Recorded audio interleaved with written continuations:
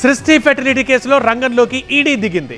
Case వివరాలు ఇవ్వాలని హైదరాబాద్ పోలీసులకు ఈడీ లేఖ రాసింది.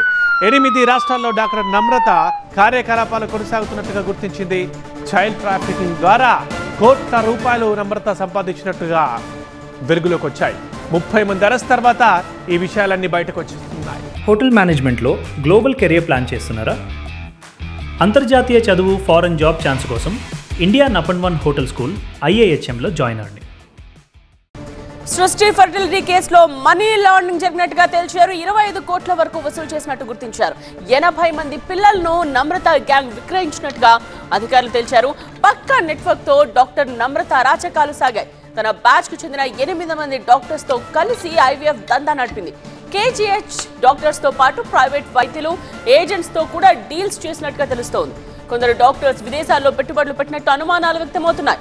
మనీ లాండరింగ్ పై విచారణ చేయనుంది ఈడీ.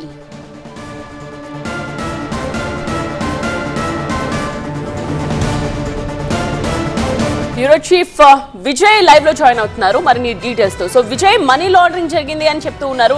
సో ఎక్కడెక్కడ ఈ డబ్బుని మళ్లించారు అండ్ అదేవిధంగా ఈడీ ఎంటర్ అయిన తర్వాత ఈ కేసు ఎలాంటి టర్న్ తీసుకోబోతుంది?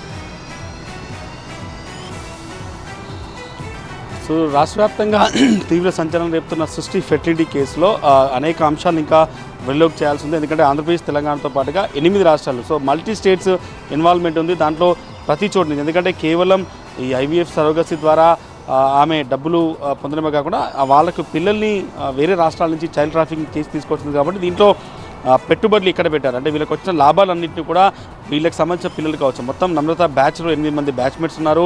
దాదాపు 20 మంది డాక్టర్లు ఇప్పటివరకు అరెస్ట్ అయ్యారు. సో ఈ మొత్తం వ్యవహారంలో కన్సల్టెంటీల పాత్ర వచ్చింది. కాబట్టి డబ్బులు వసూలు, ఈ కన్సల్టెంటీలు అంతా కూడా ఈ డబ్బుని మనీ లాండరింగ్ ద్వారా రూట్ చేశారు. 8 రాష్ట్రాల్లో జరిగినటువంటి ఈ వ్యవహారం వెనకాల ఖచ్చితంగా మనీ లాండరింగ్ జరిగిందనేది ఈడీ భావించింది. దాంట్లో భాగంగానే హైదరాబాద్ పోలీసులకి, గోపాలపురం పోలీసులకి లెటర్ రాసింది. దీనిపైన రేపు ECR నమోదు చేరింది. అయితే ఈడీ ఎంట్రీ తర్వాత ఈ డబ్బులు, ఎందుకంటే ఒక్కొక్క దగ్గర నుంచి 30 నుంచి 40 లక్షలు తీసుకోవడం, ఆ తర్వాత వాళ్ళకి సరోగసీ పేరిట వేరే దగ్గర నుంచి చైల్డ్ ట్రాఫికింగ్ కేసు పిల్లల్ని తీసుకొచ్చి వేరే తల్లిదండ్రులకు అప్పచెప్పారు. కాబట్టి ఈ మొత్తం వ్యవహారంలో ఇప్పటివరకు 25 కోట్ల వ్యవహారం బయటకు వచ్చింది.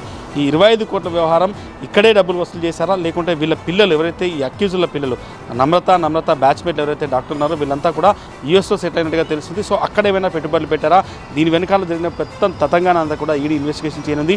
25 కోట్ల రూపాయల వరకు ఇప్పటికు ఐడెంటిఫై చేశారు. దాదాపు 80 మంది పిల్లలకు సంబంధించి మొత్తం వ్యవహారంలో 60 కోట్లకు పైగా వసూలు చేసినట్టుగా కూడా ఈడీ భావిస్తుంది. దాంట్లో భాగంగానే మనీ లాండరింగ్ జరిగింది. 8 రాష్ట్రాలు, మధ్యప్రదేశ్తో పాటుగా బీహార్, పశ్చిమ బెంగాల్ నుంచి కూడా పెద్ద ఎత్తున పిల్లల్ని ఇక్కడ తీసుకొచ్చినట్టుగా ఉంది. కాబట్టి ఈ చైల్డ్ ట్రాఫికింగ్ ముఠా వెనకాల ఈ మొత్తం వ్యవహారంలో మనీ లాండరింగ్ జరిగింది. కాబట్టి దీనిపైన ఇన్వెస్టిగేషన్ చేయాలనే యోజనలోనే ఈడీ ఉంది. దాంట్లో భాగంగానే హైదరాబాద్ పోలీసులకు లెటర్ రాశారు. దీనిపైన రెస్పాండ్ అయ్యి రేపు ECR నమోదు చేసిన తర్వాత నమ్రతని కస్టడీలోకి తీసుకొని కూడా విచారించి ఈ మొత్తం వ్యవహారం వెనకాల మనీ లాండరింగ్ జరిగింది, ఎక్కడ మనీ రూట్ అయింది, ఎవరెవరి కన్సల్టెన్సీలు డబ్బులు వసూలు చేశారు, ప్రతి పేరెంట్ దగ్గర నుంచి 30 లక్షల రూపాయలు వసూలు చేసిన పరిస్థితి. కాబట్టి సో ఇప్పటి వరకు 80 మంది పిల్లలు అమ్మినట్టుగా నమ్రతే ఒప్పుకుంది. ఈ మొత్తంలో ఆ డబ్బంతా కూడా ఎక్కడ ఎన్రూట్ అయింది, ఎక్కడెక్కడ పెట్టుబడులు పెట్టారు, విదేశాలకు ఈ రకంగా తరలించారు, వీటన్నిటిపైన కూడా ఈడీ ఇన్వెస్టిగేషన్ చేయబోతుంది. రైట్ విజయ్.